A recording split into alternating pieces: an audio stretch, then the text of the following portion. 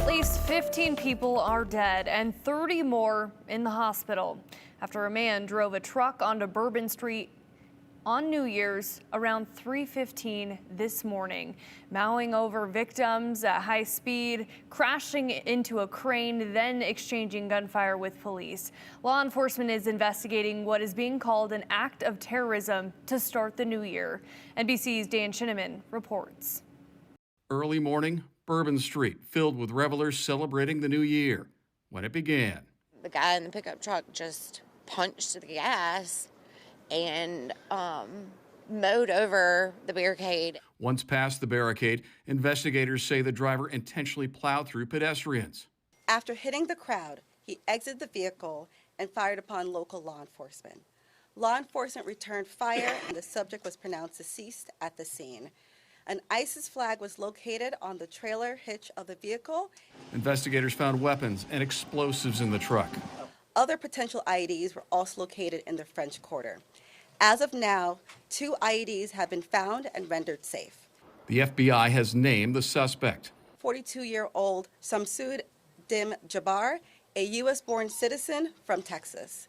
He was driving a Ford pickup truck, which appears to be rented. Investigators do not believe he acted alone. It was chaos and very, very scary. A frightening and sad start to the new year. Dan Shinneman, NBC News.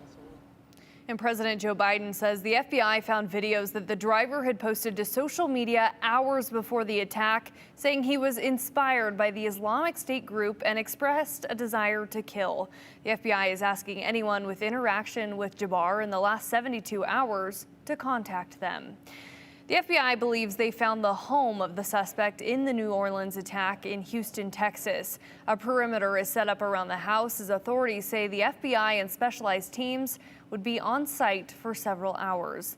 42-year-old Jabbar was a U.S. Army veteran from Texas, and according to 3 U.S. defense officials, Jabbar served in the Army from 2006 to 2015, and then in the Army Reserves from 2015 to 2020, when he was honorably discharged.